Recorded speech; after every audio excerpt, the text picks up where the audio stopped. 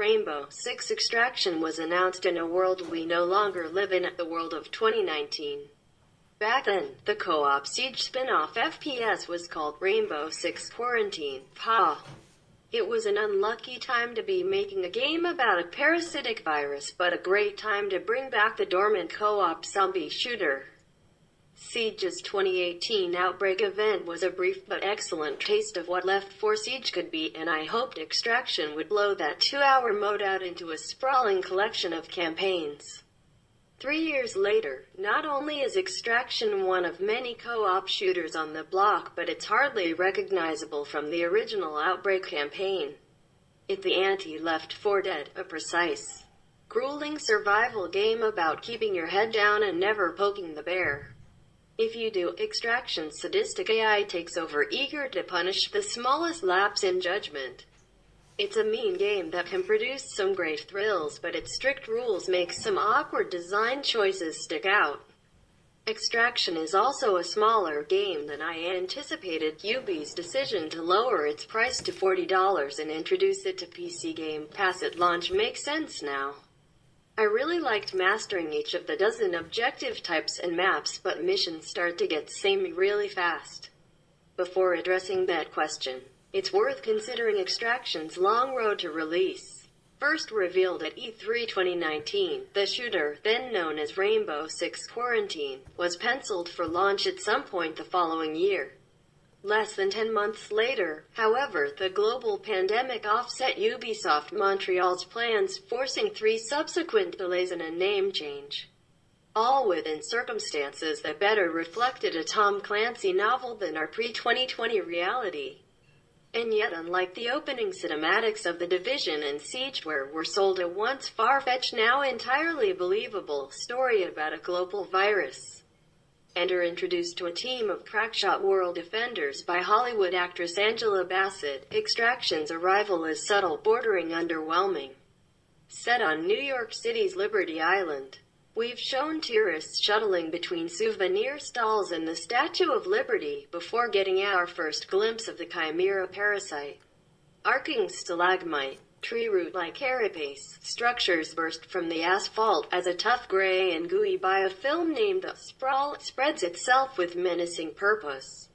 With that, we're zipped off to the React HQ, the home of Extraction's expert team of anti-alien freedom fighters, and then, in essence, are dropped straight into the danger zone to take down hordes of Archeans in New York, San Francisco, and Alaska, among a handful of other locations. Fans of Rainbow Six Siege are likely quite familiar with the franchise's impressive environmental destructibility, but in Rainbow Six Extraction, these fine-tuned physics feel more meaningful than ever. In other co-op shooters like Left 4 Dead, players could easily hunker down in a corner and wait for the horde to stop. But this tactic simply does not work here. The haunting alien enemies in the game, called Arcanes, can smash their way through walls, doors, and even fortified barricades. Watching chunks of office furniture explode as you detonate remote mines or shoot volatile enemies like bloaters remains one of the most consistently satisfying things in the game. To ensure your squad has plenty of alien disposal options, Rainbow Six Extraction hosts an extensive portfolio of operators, each with their own unique tactical abilities. With 18 familiar faces from Rainbow Six Siege, there's a remarkable level of flexibility when replaying missions. Operators like Sledge can use their massive hammer to tear down walls and create escape paths. At the same time, more nuanced characters like IQ can significantly assist with environmental awareness courtesy of their specialty scanning device. Each operator has 10 progression levels you can climb, which will unlock special perks and buffs. Finding your favorites will likely require some trial and error, but Rainbow Six Extraction does a great job rewarding that experimentation. Understanding your role in the squad and how it complements the folks you're slaying aliens with became this elegant dance as our group tackled increasingly tricky objectives.